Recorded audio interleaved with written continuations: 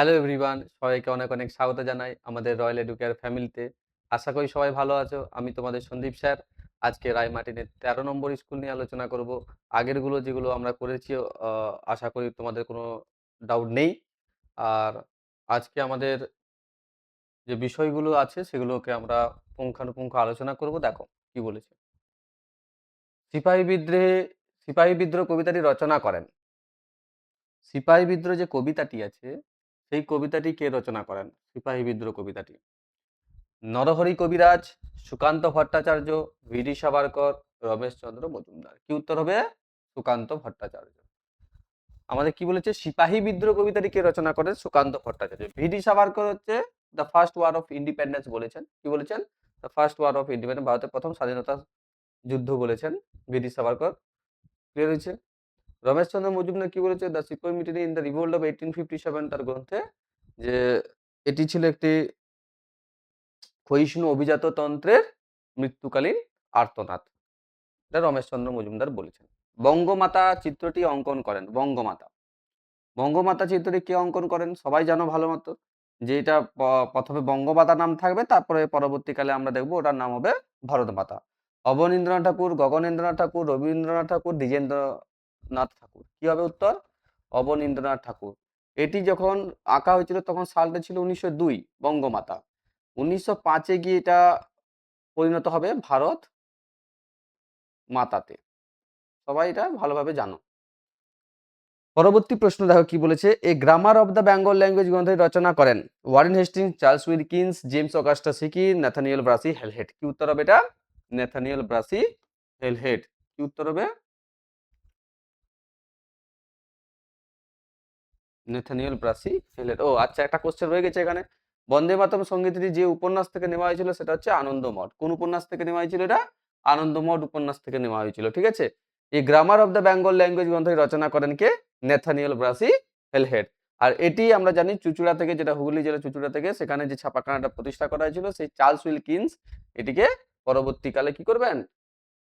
ওই প্রেস থেকে ছাপাবেন। ইউরাই and sons এর ভূমিকা নিয়েছিল। ইউরাই অ্যান্ড সন্স জানো জানো তোমরা যে উপেন্দ্র কিশোর রায়চৌধুরীর এটা ইউরাই অ্যান্ড সন্স। বাংলা বিজ্ঞান শিক্ষার প্রসারে, বাংলা চিকিৎসা প্রসারে, বাংলার পাশ্চাত্য শিক্ষার প্রসারে, বাংলা মুদ্রণ শিল্পের প্রসারে। মুদ্রণ শিল্প তোমরা জানো উপেন্দ্র কিশোর রায়চৌধুরী বাংলা মুদ্রণ শিল্পী হিসেবেই বিখ্যাত হয়ে আছেন।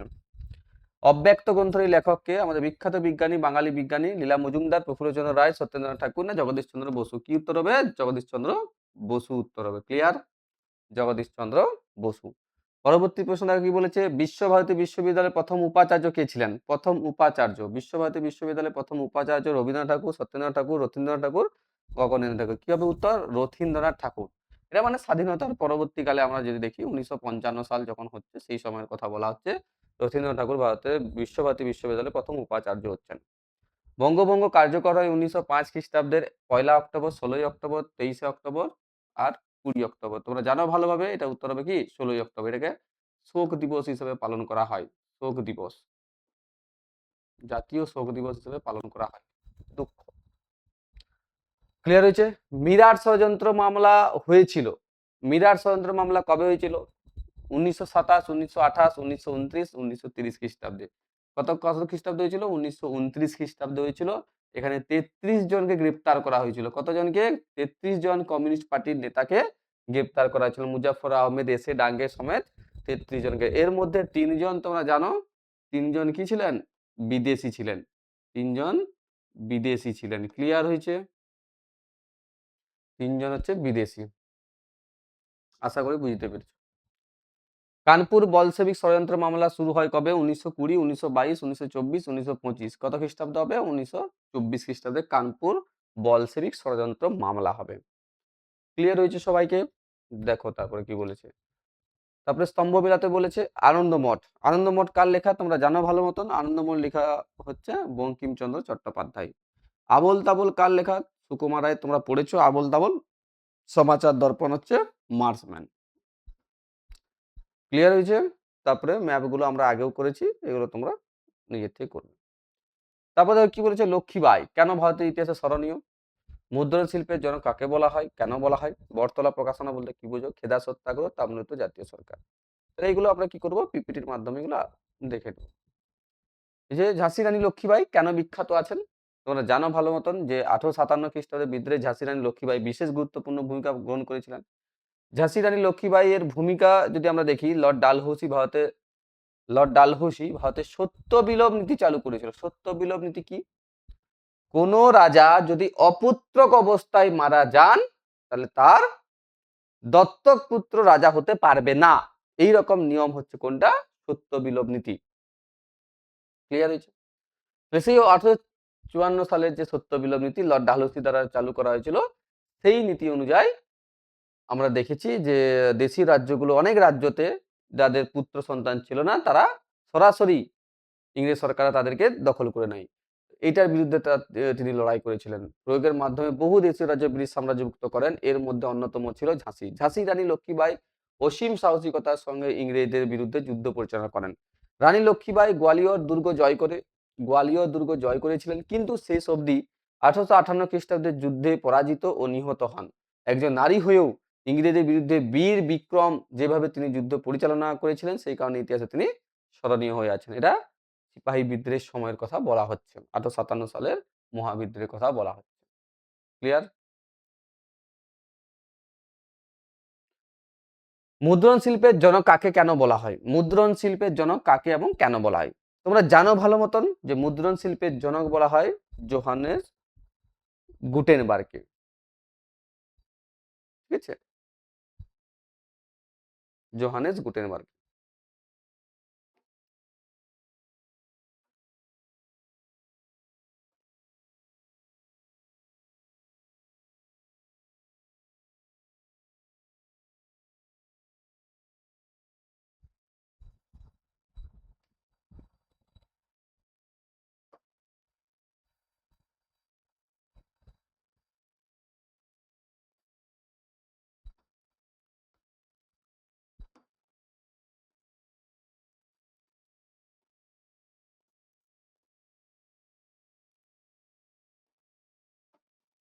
তাদের কি বলেছে? বিশ্ব সভ্যতার অগ্রগতিতে ও নবজাগরণ ঘটার ক্ষেত্রে মুদ্রণ যন্ত্রের অবদান ছিল বিশেষ গুরুত্বপূর্ণ। মুদ্রণ শিল্পের জনক বলা হয় জার্মানির জোহানেস গুটেনবার্গকে।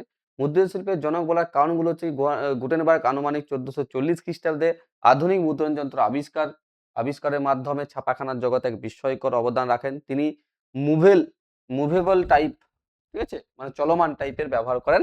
তার ছাপাখানা থেকে 1455 খ্রিস্টাব্দে বাইবেল মুদ্রিত হয়।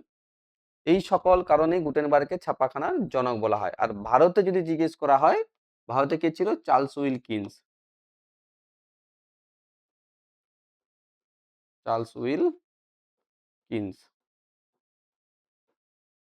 উইলকিন্স। ক্লিয়ার হচ্ছে? ভারতে বা বাংলার। তারপর কি বলেছে? বটতলা প্রকাশনা বলতে কি বোঝাও, অথবা বটতলা সাহিত্য কাকে বলে?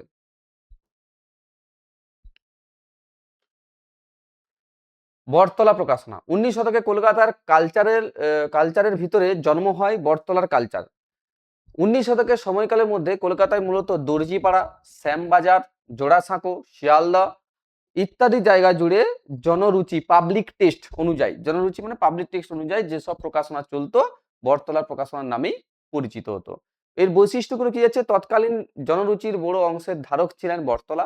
বিভিন্ন বিচিত্র বিষয়, ব্রতকথা, প্রাকৃতিক দুর্যোগ, সমসাময়িক ঘটনা, রসালো কেচ্ছা কাহিনী, সচিত্র গুপ্তকথা ইত্যাদিকে কেন্দ্র করে লেখা বাংলা বই মোটা হরপে সস্তায় ছাপাতো বটতলা প্রেসগুলি। নামকরণ বটতলা প্রেস সমূহ বটতলা অঞ্চলে যেসব প্রেস জনপ্রিয়তা লাভ করেছিল সেগুলি হলো অরুণ প্রকাশনী, কবিতা রত্নাকর, কমলালয়, গ্রেট ইন্ডিয়ান ইত্যাদি। বটতলা প্রকাশকদের মধ্যে অন্যতম ছিলেন ভবানীচরণ বন্দ্যোপাধ্যায়, কলিকাতা কমলালয়, নববাবু বিলাস, দ্যুতি বিলাস, বিবি বিলাস ইত্যাদি তার উল্লেখযোগ্য রচনা সমূহ। ক্লিয়ার হয়েছে? তারপর দেখো কি বলেছে? খেদা সত্যাগ্রহ। তোমরা জানো যে গান্ধীজি দক্ষিণ আফ্রিকা থেকে যখন ফেরত আসলেন ভারতে এসেছিলেন কবে? 1915 খ্রিস্টাব্দে। 1915 খ্রিস্টাব্দে আসার সঙ্গে সঙ্গে তিনি কিন্তু আমাদের কোনো আন্দোলনে যুক্ত হওয়ার চেষ্টা করেননি। তাকে বলা হয়েছিল উনাকে বলা হয়েছিল যে ১ বছর তাকে দেখতে হবে। চারিদিকটা ভালো করে ঘুরে দেখতে হবে। তিনি ১ বছর ভালোভাবে ঘুরলেন। তারপরে তিনি একটা আঞ্চলিক আন্দোলনের দিকে ঝোঁক দিলেন। ১ম এ তোমরা জানো যে তিনি যে ভারতে এসে যে আন্দোলন করেছিলেন তার নাম ছিল চম্পারণ। তো পরপর তিনি ৩ টে আন্দোলন করেছিলেন। ৩ টি সত্যাগ্রহ করেছিলেন। চম্পারণ সত্যাগ্রহ, খেদা সত্যাগ্রহ, আমেদাবাদ সত্যাগ্রহ। তো সেইরকমই খেদা হচ্ছে আমাদের গুজরাট জেলায়। ১৯১৭-১৮ খ্রিস্টাব্দে দুর্ভিক্ষ, শস্যহানি প্রভৃতি কারণে গুজরাটের খেদা জেলার কৃষকরা শোচনীয় অবস্থায় পড়ে সরকারের কাছে রাজস্ব মকুবের আবেদন জানালেও সরকার তাতে কর্ণপাত না করে কৃষকদের উপর উৎপীড়ন শুরু করলে ১৯১৮ খ্রিস্টাব্দের ২২শে মার্চ, তারিখটা ভালোভাবে মনে রাখবে, ২২শে মার্চ গান্ধীজির নেতৃত্বে সেখানকার কৃষকরা যে সত্যাগ্রহ আন্দোলন শুরু করেছিল তা খেদা সত্যাগ্রহ নামে পরিচিত। সত্যাগ্রহ মানে সত্যের জন্য লড়াই। ক্লিয়ার হয়েছে? সেটা কেমন হবে? অহিংস পথে হবে। তাম্রলিপ্ত জাতীয় সরকার, খুবই ইম্পর্টেন্ট প্রশ্ন। এটি ১৯৪২ সাল, এই যে লিখা আছে এখানে। ১৯৪২ খ্রিস্টাব্দে ভারত ছাড়ো আন্দোলন চলার সময় ডিসেম্বরে মেদিনীপুরের তমলুক অঞ্চলে তাম্রলিপ্ত জাতীয় সরকার গড়ে ওঠে। সতীশচন্দ্র সামন্তের দ্বারা এটা গড়ে উঠেছিল। ঠিক আছে? সুতাহাটা, নন্দীগ্রাম, মহিষাদল ও তমলুক, এই ৪টি থানা। কোন ৪টা থানা বললাম? সুতাহাটা, নন্দীগ্রাম, মহিষাদল, তমলুক। এই ৪টি থানা জাতীয় সরকারের নিয়ন্ত্রণাধীন ছিল। এর সর্বাধিনায়ক ছিলেন বিশিষ্ট গান্ধীবাদী নেতা সতীশচন্দ্র সামন্ত। এই যে লেখা আছে, গান্ধীবাদী নেতা ছিলেন সতীশচন্দ্র সামন্ত। এই সরকারের সেনাবাহিনীর নাম বিদ্যুৎ বাহিনী আর মহিলা স্বেচ্ছাসেবী দলের নাম ছিল ভগিনী সেনা। ক্লিয়ার হয়েছে? এই সরকারের অভ্যন্তরীণ সমস্যা মোকাবিলা করলেও ব্রিটিশ সরকারের দমন নীতি ও গান্ধীজির নির্দেশে আত্মসমর্পণ করে ১৯৪৪ খ্রিস্টাব্দে। মনে থাকবে? Good. তারপর দেখো কি বলেছে, টিকা লেখার কথা বলা আছে। উপেন্দ্র কিশোর রায়চৌধুরী অথবা উপেন্দ্র কিশোর রায়চৌধুরী সম্পর্কে আলোচনা করতে বলা হয়েছে। এখান থেকে ৪ নম্বরের সূত্রপাত। তাহলে আশা করি তোমাদের এখানে যে ২ নম্বরের প্রশ্নগুলো আছে সেগুলো তোমরা বুঝতে পেরেছো। কোথাও কোনো ডাউট থাকলে অবশ্যই কমেন্টে জানাবে। উপেন্দ্র কিশোর রায়চৌধুরী সম্পর্কে আমরা যদি দেখি, আমরা একটু আগেই বললাম যে তিনি মুদ্রণ শিল্পের বিকাশে গুরুত্বপূর্ণ ভূমিকা নিয়েছিলেন। ভারতের মুদ্রণ শিল্পের বিকাশে তিনি কি করলেন? একটি ছাপাখানা প্রতিষ্ঠা করলেন, যার নাম রাখলেন ইউ রায় অ্যান্ড সন্স। এটি ১৮৪৫ সালে প্রথমে তিনি প্রতিষ্ঠা করবেন। তারপরে পরবর্তীকালে আরো ১০ বছর পর সেটাকে ট্রান্সফার করা হবে। শিবদাস নারায়ণ লেন স্ট্রিটে তিনি এটাকে ট্রান্সফার করবেন ১৮৯৫ সালে।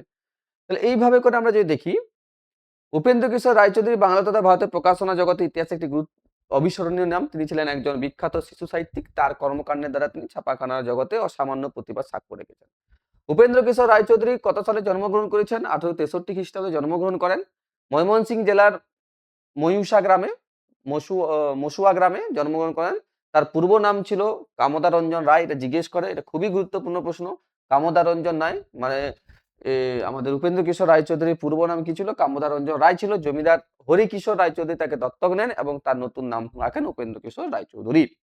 উপেন্দ্র কিশোর রায়চৌধুরী ময়মনসিংহ জেলা স্কুল থেকে প্রবেশিকা পরীক্ষায় উত্তীর্ণ হন। তারপর তিনি কলকাতা প্রেসিডেন্সি কলেজে ভর্তি হয়েছিলেন। সাহিত্য জীবন তোমরা জানো ভালোভাবে। উপেন্দ্র কিশোর রায়চৌধুরী ছাত্রাবস্থাতেই সখা, সাথী, মুকুল প্রভৃতি পত্রিকার সঙ্গে যুক্ত ছিলেন। তিনি শিশু ও কিশোর সাহিত্যের বিশেষ দক্ষতার পরিচয় দেন। বহু কবিতা, গান, নাটক, গল্প, কল্পকাহিনী প্রভৃতি রচনা করেন তিনি। তার রচিত উল্লেখযোগ্য গ্রন্থগুলির মধ্যে হচ্ছে ছেলেদের রামায়ণ, ছেলেদের মহাভারত, টুনটুনির গল্প, গুপি গাইন বাঘা বাইন প্রভৃতি। উপেন্দ্র কিশোর সন্দেশ নামক, এই যে এটা ভালোভাবে মনে রাখবে, সন্দেশ পত্রিকাটি কাজ ছিল উপেন্দ্র কিশোর রায়চৌধুরী বিখ্যাত পত্রিকা প্রকাশনা করেন। ক্লিয়ার? তারপরে আমরা আসবো যে ১৮৯৫ খ্রিস্টাব্দে Upendra Kishore Raychaudhuri U Ray and sons নামে একটি ছাপাখানা প্রতিষ্ঠা করেন। তিনি ছাপার কাজে হাফটন ব্লক, এই হাফটন ব্লক পদ্ধতি কে চালু করেছিলেন? উপেন্দ্র কিশোর রায়চৌধুরী প্রয়োগের উদ্ভাবক ছিলেন। এদেশে প্রথম রঙিন ছবির ব্যবহার কে করতে শিখেছিলেন? উপেন্দ্র কিশোর রায় ছিলেন। উপেন্দ্র কিশোর রায় ছবি আঁকায় অত্যন্ত দক্ষতার পরিচয় দিয়েছে। তিনি হারমোনিয়াম, সেতার সহ বিভিন্ন বাদ্যযন্ত্র বাজানোয় দক্ষ ছিলেন। উপেন্দ্র কিশোর রায়চৌধুরী বহুমুখী প্রতিভার অধিকারী ছিলেন। ছাপাখানা ও সাহিত্য চর্চা জগতে তিনি ছিলেন একজন উল্লেখযোগ্য ব্যক্তিত্ব। তাহলে আমরা কি দেখতে পাচ্ছি যে ছাপাখানা, এখানে হাফটন ব্লক আছে, মুভিবেল আছে, 45 ডিগ্রি অ্যাঙ্গেল, 60 ডিগ্রি অ্যাঙ্গেল, এগুলো সব তিনি বানিয়েছিলেন। বোঝা গেল? আর তাকে পরবর্তীকালে সাহায্য করবেন তারই পুত্র আমাদের সুকুমার রায়। একা আন্দোলন সম্পর্কে সংক্ষেপে লেখো। একা, একা কথার অর্থ হচ্ছে একতা। একা মানে হচ্ছে কি একতা, একতা। তাহলে অসহযোগ খিলাফত আন্দোলনের সময় উত্তরপ্রদেশে তখনকার যুক্তপ্রদেশ সমাজের নিম্নবর্গের কৃষকদের নিয়ে একটি কৃষক আন্দোলন গড়ে ওঠে, যা একা বা একাতা নামে পরিচিত। আর এই আন্দোলনের নেতা ছিলেন আমাদের মাদারি পাসি। ক্লিয়ার হয়েছে? কোন সময়ের কথা বলা হচ্ছে? এটা 1920-21 কথা বলা হচ্ছে। নর্মালি 1921। ঠিক আছে, আমি যদি প্রপার বলি তাহলে 1921 করে, 1921। এই আন্দোলনের কারণগুলো কি ছিল দেখো। এই আন্দোলনের কারণগুলো ছিল নির্ধারিত খাজনার চেয়ে 50% অতিরিক্ত খাজনা আরোপ করা হয়েছিল, খাজনা আদায়কারীদের নিপীড়ন, বাটাই বা উৎপন্ন শস্যের বদলে নগদ অর্থে করদান, তালুকদারদের অত্যাচার প্রভৃতি। এই সময় অসহযোগ ও খিলাফত আন্দোলন শুরু হয়। এই সুযোগে একা আন্দোলন কংগ্রেসের সমর্থন লাভ করে। হরদই, সীতাপুর, বহরাইচ জেলায় আন্দোলন ছড়িয়ে পড়ে। একা আন্দোলনের পরিচালনার সময় আন্দোলনের নেতা কর্মীরা মাঝে মাঝে সভা করত। এই সভায় ধর্মীয় আচার আচরণ ও রীতিনীতি পালন করা হতো। একজন পুরোহিত সবাই পৌরোহিত্য করতেন এবং উপস্থিত কৃষকরা শপথ নিতেন। তারা কেবল সরকার নির্ধারিত খাজনা দেবে, নির্ধারিত খাজনাই দেবে, অতিরিক্ত খাজনা তারা কিন্তু দেবে না। জমিদার জমি থেকে কৃষকদের উচ্ছেদ করলেও কৃষক জমি ছাড়বে না। কৃষকেরা জমিদারদের বেগাশ্রম দেবে না, পঞ্চায়েতের সিদ্ধান্ত মেনে চলবে ইত্যাদি। একা আন্দোলনে নেতারা নিজস্ব পদে চলেন। তারা জাতীয় আন্দোলনের নেতাদের পরামর্শ বা নিয়ম মানেননি। মাদারিপাসি জেলা শাসককে হত্যা এবং ইংরেজ শাসকদের বিতাড়িত করার ডাক দেন। ফলে কৃষকরা দল বেঁধে স্থানীয় জমিদারদের বাড়ি আক্রমণ করে, তারা ইংরেজদেরও আক্রমণ করে হুমায়ুন অঞ্চলের সংরক্ষিত বনভূমিতে আগুন ধরিয়ে দেয়, খাজনা দেওয়া বন্ধ করে দেয়। তাহলে এটা হচ্ছে আমাদের একা আন্দোলন। ক্লিয়ার? কার্যকলাপগুলো বোঝা গেল? তারপর দেখো কি বলেছে, ভারত মাতার চিত্রটি কিভাবে পরাধীন ভারতের জাতীয়তাবাদী প্রতীক হয়ে উঠেছিল। তো আমরা জানি যে বঙ্গমাতা আমাদের ভারত যে মা, এরা আমাদেরকে জানতে শিখেছেন অবনীন্দ্রনাথ ঠাকুর। তিনি প্রথমে বঙ্গমাতা এটা অঙ্কন করেন, পরবর্তীকালে তার নাম দেওয়া হয় ভারত মাতা, আর এই নামটা দিয়েছিল আমাদের ভগিনী নিবেদিতা। তাহলে যখন আমরা জাতীয়তাবাদী আন্দোলনের রূপরেখা তৈরি করছিলাম, সেই সময় আমাদের প্রতীক চিহ্ন হিসেবে ভারত মাতাকে আমাদের দেখানো হয়েছে। তো সেই প্রতীক চিহ্নটা ব্যবহার করার জন্যই আমরা আজ বর্তমানে ভারতকে মা হিসেবে দেখতে পাই।